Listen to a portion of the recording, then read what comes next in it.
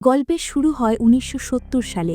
এখানে আমাদের দেখানো হয় নিকোলাস নামের এক তরুণকে, যে তার কলেজের বন্ধুদের সঙ্গে আনন্দ করছে। আসলে তারা সবাই মেডিকেল স্টুডেন্ট এবং ইতিমধ্যেই তাদের গ্র্যাজুয়েশন সম্পন্ন হয়েছে। এর মানে তারা সবাই এখন ডাক্তার হয়ে গেছে। নিকোলাসের বাবা চান সে যেন তাদের সঙ্গেই কাজ করে, কিন্তু নিকোলাস চায় অন্য কোনো দেশে গিয়ে কাজ করতে। তবে সে বুঝে উঠতে পারে না ঠিক কোন দেশে তার যাওয়া উচিত। তাই নিজের ঘরের একটি গ্লোব ঘুরিয়ে চোখ বন্ধ করে আঙুল দিয়ে সেটি থামায়। চোখ খুলে দেখে তার আঙুল পড়েছে উগান্ডা নামের দেশটির উপর। এরপর দেখানো হয় নিকোলাস উগান্ডায় পৌঁছে গেছে, যেখানে সে ডাক্তার ডেভিডের সঙ্গে কাজ করতে আসে। ডেভিড সেখানে একটি মিশনারি ক্লিনিক পরিচালনা করেন। বাসে করে যাওয়ার সময় নিকোলাস দেখে রাস্তা দিয়ে কিছু সৈন্য ও ট্যাঙ্ক যাচ্ছে। এই দৃশ্য দেখে সে কিছুটা আতঙ্কিত হয়ে পড়ে। তখন সে পাশে বসা এক মেয়েকে জিজ্ঞেস করে, আমরা কি এখানে নিরাপদ? মেয়েটি উত্তর দেয়, হ্যাঁ, এরা জেনারেল ইডির লোক। এরপর নিকোলাস পৌঁছে যায় ডাক্তার ডেভিডের কাছে। ডেভিড তার স্ত্রীর সঙ্গে মিলে সেখানে সাধারণ মানুষের চিকিৎসা করে থাকেন। নিকোলাসও তাদের সঙ্গে যোগ দিয়ে রোগীদের চিকিৎসা শুরু করে। উগান্ডার পরিস্থিতি দেখে নিকোলাস খুবই কষ্ট পায়, কারণ সেখানে ভয়াবহ দারিদ্র্য বিরাজ করে। তবে ধীরে ধীরে সে সেখানকার মানুষের সঙ্গে মিশে যেতে শুরু করে এবং তাদের জীবনযাত্রার সঙ্গে নিজেকে মানিয়ে নেয়। এর ফলে নিকোলাস ধীরে ধীরে এখানকার জীবনযাপন উপভোগ করতে শুরু করে। একদিন সে যখন ডাক্তার ডেভিডের স্ত্রীর সঙ্গে থাকে, ঠিক তখনই সেখানে একজন সেনা কর্মকর্তা এসে জানায় যে জেনারেল ইডির হাতে গুরুতর আঘাত লেগেছে এবং তাদের সঙ্গে এক্ষুনি যেতে হবে। যখন তারা সেখানে পৌঁছায়, তখন দেখা যায় একজন কৃষকের ষাঁড় জেনারেল ইডির হাত আহত করে দিয়েছে। নিকোলাস তার হাতে ব্যান্ডেজ বাঁধতে শুরু করে, কিন্তু সেই ষাঁড়টি খুব জোরে জোরে চিৎকার করছিল, যার কারণে নিকোলাসের কাজে ব্যাঘাত ঘটছিল। সে ঠিকমতো চিকিৎসা করতে পারছিল না। হঠাৎ করে নিকোলাস গাড়ির উপরে রাখা একটি বন্দুক তুলে নিয়ে ষাঁড়টিকে গুলি করে মেরে ফেলে। সঙ্গে সঙ্গে সব সৈন্য নিকোলাসের দিকে বন্দুক তাক করে ধরে। তখন জেনারেল ইডি শান্তভাবে তার বন্দুকটি ফেরত চাইলে নিকোলাস সেটি দিয়ে দেয়। এরপর জেনারেল ইডি জিজ্ঞেস করে, তুমি কি ব্রিটিশ? নিকোলাস উত্তর দেয়, না, আমি স্কটিশ। এ কথা শুনে জেনারেল ইডি হেসে বলে, আমি স্কটিশ মানুষ খুব পছন্দ করি। তুমি কি তোমার টি শার্টটা আমাকে দিতে পারো? আমি এটা আমার ছেলেকে দিতে চাই। এর বদলে তুমি আমার শার্টটা নিতে পারো। নিকোলাস রাজি হয়ে যায় এবং দুজনেই একে অপরের শার্ট ও টি শার্ট বদল করে নেয়। পরের সকালে আবার নিকোলাসকে জেনারেল ইডির কাছে ডেকে পাঠানো হয়। জেনারেল ইডি তাকে খুব আন্তরিকভাবে স্বাগত জানায় এবং বলে, আমি চাই তুমি আমার ব্যক্তিগত ডাক্তার হও, পাশাপাশি শহরে নিজের একটি ক্লিনিকও চালাবে, যাতে তুমি আরও বেশি মানুষের উপকার করতে পারো। কিন্তু নিকোলাস বলে, আমি এটা করতে পারবো না। গ্রামের বস্তিতে আমাকে খুব প্রয়োজন, সেখানে মানুষের অবস্থা অত্যন্ত খারাপ। তখন জেনারেল ইডি বলে, ঠিক আছে, তুমি যা ইচ্ছা তাই করতে পারো। এরপর সে নিকোলাসকে রাতের একটি পার্টিতে আমন্ত্রণ জানায়। নিকোলাস পার্টিতে যাওয়ার জন্য রাজি হয়ে যায়। রাতে পার্টিতে গিয়ে জেনারেল ইডি তাকে তার ৩ জন স্ত্রী এবং কয়েকজন গুরুত্বপূর্ণ ব্যক্তির সঙ্গে পরিচয় করিয়ে দেয়। এতে নিকোলাস খুব ভালো অনুভব করে। কিন্তু রাতে যখন নিকোলাস নিজের ঘরে ঘুমাচ্ছিল, তখন আবার তাকে ডেকে পাঠানো হয় এবং বলা হয় যে জেনারেল ইডির শরীর খুব খারাপ। নিকোলাস যখন তার ঘরে যায়, তখন দেখে জেনারেল ইডি তীব্র পেট ব্যথায় ভুগছে। তাদের মনে হয় কেউ বুঝি তাকে বিষ প্রয়োগ করেছে, কিন্তু নিকোলাস বুঝে যায় যে আসলে তার গ্যাসের সমস্যা হয়েছে। সে জেনারেল ইডির পেটে চাপ দেয়, ফলে তিনি সম্পূর্ণ সুস্থ হয়ে ওঠেন। এরপর থেকে জেনারেল ইডি নিকোলাসকে খুবই পছন্দ করতে শুরু করে। তিনি নিকোলাসকে নিজের অতীতের কথা বলেন। একসময় তিনি ব্রিটিশ সেনাবাহিনীতে কাজ করতেন, যেখানে তার উপর ভীষণ অত্যাচার করা হতো।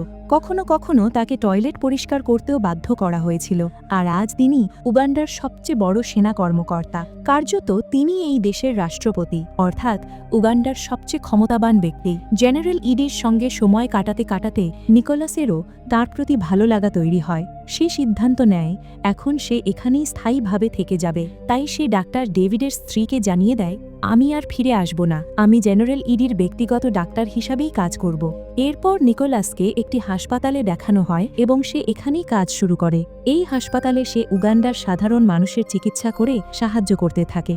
একদিন অন্য এক ডাক্তারের সঙ্গে কোনো একটি কেস নিয়ে আলোচনা করার সময় হঠাৎ করে একটি ভয়ঙ্কর বিস্ফোরণের শব্দ শোনা যায়। দুজনেই ওপরে উঠে দেখে শহরে একটি বড় বোমা বিস্ফোরণ হয়েছে। এরপর নিকোলাসকে জানানো হয় যে জেনারেল ইডির মেয়ের অবস্থা খুবই খারাপ। নিকোলাস সেখানে গিয়ে দেখে তার খিঁচুনি হয়েছে। সে তাকে হাসপাতালে নিয়ে যেতে চায়, কিন্তু জেনারেল ইডির স্ত্রী তার সন্তানকে হাসপাতালে নিতে রাজি হন না। তখন নিকোলাস সেখানেই তাকে একটি ইনজেকশন দেয়, যার ফলে সে সুস্থ হয়ে ওঠে। পরের সকালে জেনারেল ইডি নিকোলাসকে একটি গাড়ি উপহার দেন এবং বলেন, আমি চাই তুমি এই গাড়িতেই আমাকে বিমানবন্দরে পৌঁছে দাও। এরপর জেনারেল ইডি তার সম্পূর্ণ নিরাপত্তা বাহিনী সহ নিকোলাসের গাড়িতে চড়ে এয়ারপোর্টের দিকে রওনা হয়। কিন্তু কিছু দূর যাওয়ার পর হঠাৎ সামনে একটি ট্রাক গাড়ির পথ আটকে দেয়, আর সঙ্গে সঙ্গে জেনারেল ইডির নিরাপত্তা বাহিনীর গাড়িগুলোর ওপর গুলিবর্ষণ শুরু হয়। আসলে হামলাকারীরা জানত না যে এই সময় জেনারেল ইডি নিকোলাসের গাড়িতেই বসে আছে। নিকোলাস দ্রুত গাড়ি চালিয়ে সেখান থেকে বেরিয়ে আসে। এই ঘটনার পর জেনারেল ইডি ভীষণ রেগে যায়। তার মনে হয় তার নিজের সেনাবাহিনী কিংবা নিরাপত্তা বাহিনীর মধ্যেই এমন কিছু লোক আছে যারা শত্রুদের সঙ্গে হাত মিলিয়ে তাকে হত্যা করতে চায়, কারণ জেনারেল ইডির বিরোধীরা তাকে ক্ষমতা থেকে সরিয়ে নিজেরা ক্ষমতা দখল করতে চায়। নিকোলাসের জন্যই যেহেতু তার প্রাণ বেঁচে যায়, তাই জেনারেল ইডি নিকোলাসকে নিজের ব্যক্তিগত উপদেষ্টা বানিয়ে নেয় এবং সিদ্ধান্ত নেয় যে নিকোলাস এখন থেকে সবসময় তার সঙ্গেই থাকবে। এরপর এক রাতে যখন নিকোলাস একটি ক্লাবে যায়, তখন সে দেখে সেখানে জেনারেল ইডির স্বাস্থ্যমন্ত্রী একজন শ্বেতাঙ্গ ব্যক্তির সঙ্গে গোপনে কথা বলছে।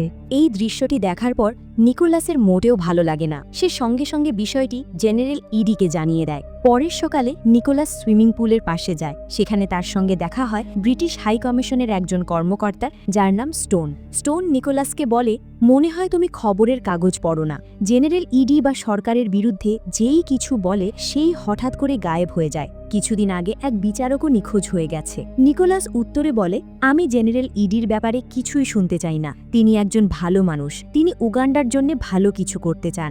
তখন স্টোন বলে, যদি তাই হয় তাহলে বলো তো তাদের স্বাস্থ্যমন্ত্রী এখন কোথায়? তার কোনো খোঁজই নেই। এই কথাগুলো শুনে ধীরে ধীরে নিকোলাসের মনে সন্দেহ জন্মাতে শুরু করে। স্টোনের কথায় সে বিশ্বাস করতে শুরু করে। তাই সে স্বাস্থ্যমন্ত্রীর অফিসে যায়, কিন্তু সেখানে সে স্বাস্থ্যমন্ত্রীকে পায় না, বরং সেখানে উপস্থিত থাকে জেনারেল ইডির এক ঘনিষ্ঠ ব্যক্তি। এই সব কিছু দেখে নিকোলাস ভীষণভাবে অস্থির হয়ে পড়ে। সে আর বুঝে উঠতে পারে না যে জেনারেল ইডি সত্যিই ভালো মানুষ নাকি নয়। তাই সে সিদ্ধান্ত নেয় যে সে স্কটল্যান্ড ফিরে যাবে।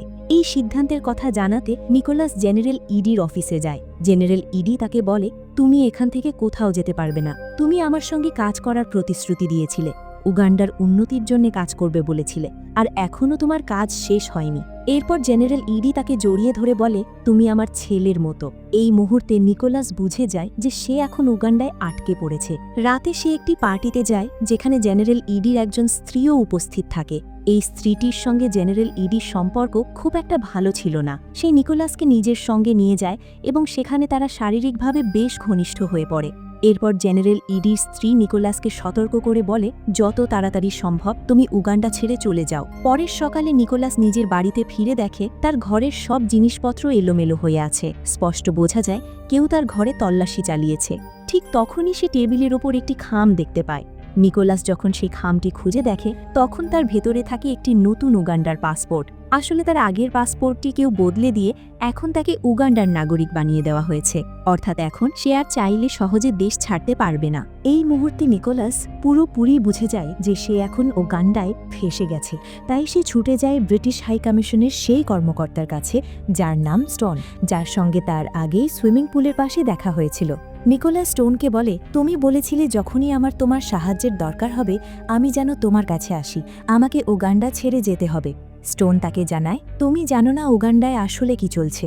জেনারেল ইডির বিরুদ্ধে যেই কথা বলে তাকেই মেরে ফেলা হয়। গ্রামাঞ্চলে সে অসংখ্য মানুষ হত্যা করেছে, এমনকি যারা আদিবাসী তার বিরুদ্ধে প্রতিবাদ করেছিল তাদেরও সে রেহাই দেয়নি। সে মানুষ নয়, সে এক শয়তান। নিকোলাস বলে, আমি শুধু এখান থেকে বেরিয়ে যেতে চাই। স্টোন উত্তর দেয়, তুমি যেতে পারো, কিন্তু তার জন্য তোমাকেও কিছু করতে হবে। এই কথা শুনে নিকোলাস বলে, তাহলে কি তুমি চাইছো আমি ইডিকে মেরে ফেলি? এই কথা বলেই সে সেখান থেকে চলে যায়। এরপর এভাবেই দিন যেতে থাকে, আর উগান্ডার পরিস্থিতি আগের চেয়েও ভয়াবহ হয়ে ওঠে। নিকোলাস সবসময় দুশ্চিন্তাগ্রস্ত ও বিষণ্ণ থাকে। সে এমন একজন বন্দির মতো জীবনযাপন করছিল যে বাইরে চলাফেরা করতে পারলেও আদতে মুক্ত নয়। উগান্ডায় চলতে থাকা গণহত্যার কারণে আন্তর্জাতিক মহলে দেশের ভাবমূর্তি ভীষণভাবে ক্ষতিগ্রস্ত হয়। এরপর জেনারেল ইডি ঘোষণা করে, ব্রিটিশরা আমাদের সঙ্গে করা প্রতিশ্রুতি ভেঙেছে, তাই এখন থেকে উগান্ডায় থাকা সব এশীয় নাগরিকদের দেশ ছেড়ে যেতে হবে। সবার হাতে 90 দিনের সময় দেওয়া হয়। এরপর ধীরে ধীরে লোকজন উগান্ডা ছেড়ে যেতে শুরু করে। এরই মধ্যে একদিন নিকোলাসের কাছে জেনারেল ইডির স্ত্রীর ফোন আসে। সে যখন তার সঙ্গে দেখা করতে যায় তখন সে জানায় যে সে গর্ভবতী। এই কথা শুনে নিকোলাস ভীষণভাবে ভেঙে পড়ে। পারে, কারণ যদি জেনারেল ইডি এই বিষয়টি জানতে পারে তাহলে সে দুজনকেই মেরে ফেলবে।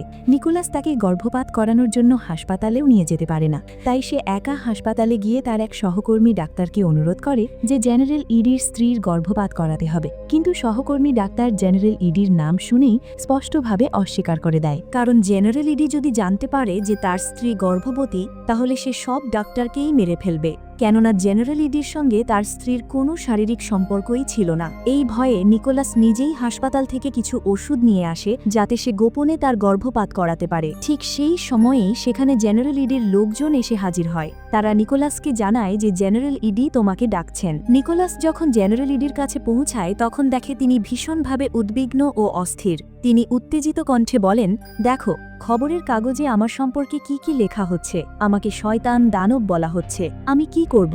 তুমি তো আমার উপদেষ্টা, আমাকে পরামর্শ দাও।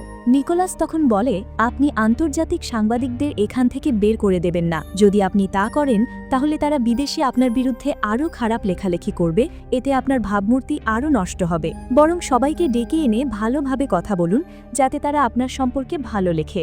জেনারেল ইডির কাছে এই পরামর্শটি খুবই ভালো লাগে, তাই সে একটি প্রেস কনফারেন্সের আয়োজন করে যেখানে নিকোলাসকেও নিজের পাশে রাখে। সেখানে সে সবার সঙ্গে খুব সুন্দরভাবে কথা বলতে শুরু করে।